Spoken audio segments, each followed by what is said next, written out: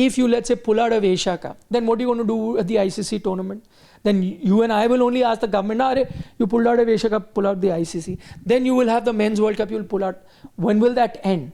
Can you continue to be like that? At some point you will have to, and by the way, if you're thinking at certain point there will be peace and things like that, I don't think that's going to happen anytime in the near future. You've heard it from the Indian side that Operation Sindoor is ongoing, and I don't think for the two countries that have been fighting for 70 plus years, suddenly a solution will come.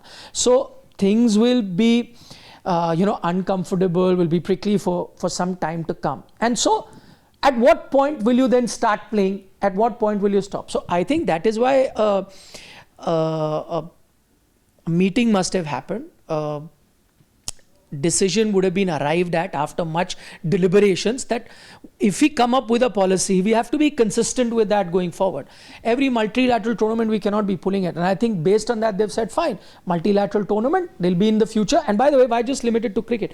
Supposing you pull out of the cricket, those other things will also come out. What if in the Olympics you're there? What if Neeraj and Arshad are there? Will you want Neeraj to pull out because there is a Pakistani competitor there? What will happen in the Asian Games level? Your two wrestlers may come up against each other, two boxers may come up against each other. Will you keep hockey? Yes, hockey. Where will this end, right? So I think we all have to think of a long-term thing, and I think the long-term solution can only be achieved, I've said it before, either militarily or diplomatically. That's the only way it can be. Sport cannot find a solution between India and Pakistan. I don't think sport can do that at all. It does not have the power. You can say soft power, so on and so forth. It does not have the power.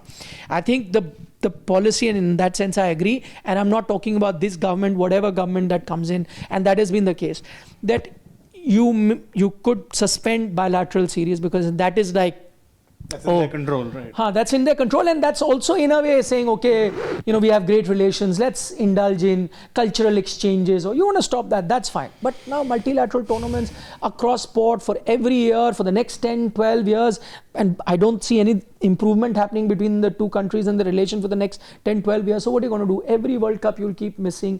Okay, you may not even put them in the same group. What happens in a Super 6 stage? What happens in a semi-final, final? Will you keep doing that? And for how long can you keep doing